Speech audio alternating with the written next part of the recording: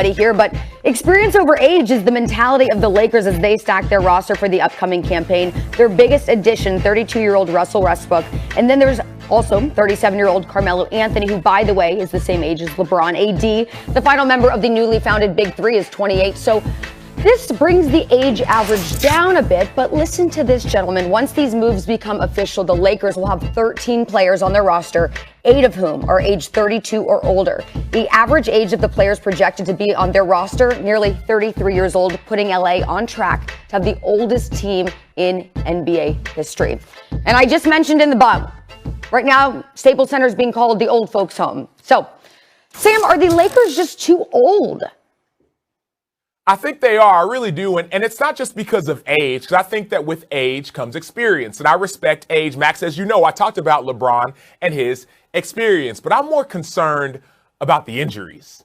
Like, that's where my issues come. One of your youngest superstars, AD, he's 28 years old, but he's been injury prone. He was out for 30 games last year. LeBron James, who's 36 years old, who's went to championship after championship after championship.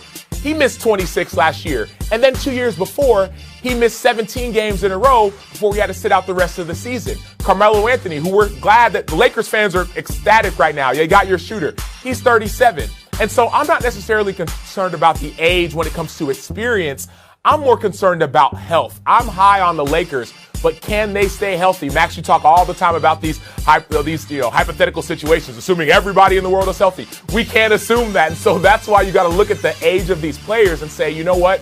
I think they're all talented. Russell Westbrook, 32 years old, super talented. But man, when you start getting older, the wear and tear on your body, we saw it this year with the shortened offseason, people get injured. And so that's where my concerns come with this LA Lakers team. Are they talented? Yes. Are they old? I believe they're old, and that you're going to see it when it comes with some of the injuries that you're going to see this year. That's right. You know, you can't deny that with age comes injury, although AD's always been injury prone. I don't know if his age has anything to do with it, and he's not old. He's in his prime, ostensibly. And Westbrook's been remarkably healthy, knock wood. And every year he's with new teammates on a new team. And in the first half, we're like, well, that's it. Age has caught up. And in the second half, we go, damn, this dude is like an MVP. So I expect that to continue. LeBron, 2 of the last 3 years, a normal Iron Man type guy has missed large chunks, and they've missed the playoffs and not advanced in the playoffs because of it, right? And he couldn't, well, they missed AD, but also LeBron wasn't at 100%. That's legitimate. But if you need to list the reasons the Lakers may not win other than a healthy Nets team, I wouldn't say age is number one. The number one issue is the shooting. Because you have 3 players who are going to get the majority of the minutes, right? You have 48 minutes at each position, 5 positions, and you're going to get a huge chunk of those minutes at 3 positions, often playing on the floor at the same time, with a guy in Westbrook who doesn't shoot it well, a guy in LeBron James who shoots it average for his position, you'd say, in today's NBA, and a guy in AD who you might say the same. They don't have enough shooting there. The best shooter on the team in the starting lineup is Wayne Ellington. Unless you start Gasol, who at times, given the matchup, was a little unplayable in these playoffs. Dwight Howard's not a shooter, obviously. They need shooting. They picked up Trevor Ariza, Monk. They picked up some guys, but they need shooting. And if those guys shoot it well, in fact, Talen Horton-Tucker is their most valuable kind of commodity going forward. The guy with the most room for improvement who you believe can fulfill excellent potential. And he's not a shooter. So they really, he might wind up this year being the 4th best guy on the team, and he doesn't shoot it. So age, yes, but if you're checking off age as the number one concern, I think you're overlooking the actual number one concern on this team. Well, that's why you go and you add Carmelo, right? You add Carmelo. We know that Russell Westbrook drives. We know that LeBron at his best is going downhill. But you add a guy like Carmelo who can maybe expand the floor a little bit. And I understand shooting is still an issue, but I think LA is actually addressing the issue. Let's add Carmelo, THT, let's see what he can do. But we're making moves in the right direction. I think that, Milwaukee Bucks, they won the NBA championship this year. Their shooting wasn't excellent, and they found a way to win. Yes, you can talk about injuries, right? Injuries happen. But I think that Carmelo coming into this lineup with LeBron, with AD, who could take the last shot and help you win a game, with Russell Westbrook, I think is a formidable matchup. But age, in my opinion, is the biggest issue because, once again, it goes back to not only are you able to make the play, but are you available, right? Availability over ability. Yes, you could have the best shooters. If they're not available to shoot, it don't matter. Carmelo was once a great scorer and is still an effective one. He's bad defensively, but he is not like a catch and shoot kind of guy. Like one of the reasons it looked like he was out of the league for a second, and I was fooled into thinking it, is because the landscape shifted under his feet. And he was neither a 3 nor D guy. He could hit a 3, but he's like on ball, monopolizing it, running an offense. And so he didn't do any special thing well enough, people thought, to be a valuable role player. It turns out, actually, but he can still do everything well enough on offense to contribute. But that's not what I mean by he's not a catch and shoot 3 guy, which it's probably a pretty good idea to put on the floor with LeBron James and Russell Westbrook and Anthony Davis. Maybe not just another ball dominant guy, right? They have issues in terms of fit and in terms of shooting, I think, that supersede age.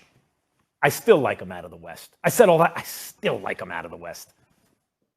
Okay, well, the average age of the last 10 championship teams is 28.4. The Lakers, at this point, they're about 5 years above that. The last team to win a championship that was above the age of 30 as an average. Bulls? No, the Miami Heat, 2012, 2013, common denominator, LeBron James.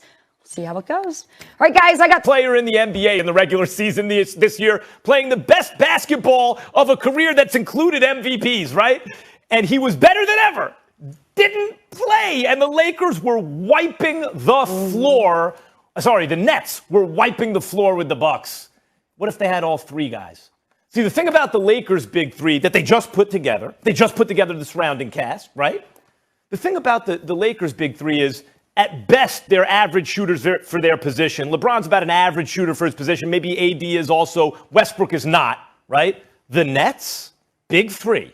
I want you to listen to this closely, Sam. See if you can contradict what I'm saying here. See if you detect any lies, okay? I'm already detecting lies, Mac. Well, go ahead. You'll have a chance to tell me all about it. The Nets' big 3, each guy at his position is the best overall scorer at his size in NBA history. All 3 guys can score in more ways at a higher level than anyone who ever lived at their size. All 3 guys. It's too much shooting against a team that doesn't have enough. Lakers did great in the offseason, not enough to take over the number 1 slot preseason from the Nets. 2 of the top 10 scores in NBA history now, though.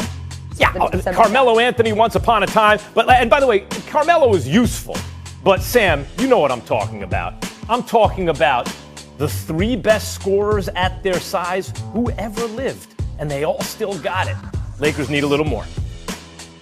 Yeah, Max, I hear what you're saying, but I'm detecting lies because, yes, they may have the 3 best scorers at their size. And, yes, Harden, as you mentioned, game for game may have had the best season of his career. But remember, James Harden wasn't healthy the whole season. Remember, James Harden in the playoffs, oftentimes his production decreases. Let's not forget that when you bring superstars together, it doesn't always work. I'm reminded of my chemistry class, right? In chemistry, we all took chemistry. You put a bunch of elements together and they make something new. And sometimes these elements will make it an amazing new kind of creation. And other times it'll blow up in your face. And I think what we're seeing with Brooklyn is that we're not seeing all these pieces come together to make something greater. You see James Harden, who's super talented. You see KD, super talented. You see Kyrie, super talented. But when they play together, they don't always mesh. But when I go to the Lakers and I go to LeBron James, right? LeBron James in the last 11 years has been to every single final when he's been healthy. Obviously, 2019. Wasn't healthy. They didn't go. Obviously, last year, LeBron wasn't healthy. They didn't go. So it's more than just about the talent you have when it comes to scoring. It's also about what kind of leader are you. If I'm picking a team, Max, you can look at me as however you want to look at me. If I'm picking a team, I'm picking a LeBron James-led team every single day of the week. Get to the finals. Sam, we're assuming they're both in the finals. He doesn't always win the finals, LeBron. He's not Michael Jordan. And I'm believing that they're winning the finals. I'm picking LeBron and Russ. And we all said, okay, well, they got Russ. They need spacing. They need a shooter. All of a sudden, they get Carmelo. They get spacing. They get a shooter. I'm taking a LeBron James-led team to win the finals more than I am against KD or Kyrie or James Harden. Yes, James Harden has great stats during the regular season. We talk about that. But James Harden's stats always drop off during the postseason. I agree with that. Let that be known. Let that be known. And so let's not talk as if put these big three together and all of a sudden you're going to see greatness. We're not always going to see greatness. Look what Harden happened last doesn't year. need to score 50 points a game for them to win on this team. We saw it in the regular season. He could score 23 points and have 15 assists and get everyone involved. Sam, what year are you making this argument in? You're talking about Carmelo Anthony and stuff from 10 years ago, but I'm not even talking about that. I'm talking about you're a day late and a dollar short with this one. The time to make that argument about the Nets was last year before you saw them on the court together, albeit it was brief when they played together. But what they showed is any two of those guys is better than everybody else. Any two of those guys. Again, I want to just say this again. Kevin Durant and Kyrie Irving, neither one was as good as James Harden in the regular season last year. Think about that. Now, I agree that he falls off in the playoffs, but when you're falling off from the top of Mount Everest, you're still above most guys' heads, right? Now, without Harden, who was the glue, who was the facilitator, who's the guy who really made it work as a team, they wiped the floor with the eventual champion Milwaukee Bucks. It was embarrassing. And no one in the world believes the Bucks beat that team if they don't get hurt, right? They almost beat them and they did get hurt. Just with KD. Just with KD, Sam. If this wasn't on the line, they win. Max, check me out. You're talking about Brooklyn, and if Brooklyn stays healthy, they win. Everyone was talking about LeBron and the Lakers. If they stay healthy, they would have won. They would have been in the finals. We all know that. So a healthy LeBron, a healthy AD. Mind you, LeBron missed 26 games last year. LeBron was limping into the playoffs. AD got hurt. Remember, let's not forget the team that went to the NBA Finals, the Phoenix Suns. LeBron and his Lakers, they were up 2-1 against the Suns. They were up 2-1. They were also up at halftime, and then AD gets hurt. And then all of a sudden the series changes. And so, yes, a healthy Brooklyn team is talented, but a healthy Lakers team, let's not forget, you said a dollar short and a day late. Last year, we were all talking about the Lakers going to and winning an NBA championship. No, not winning. Stop right there. No.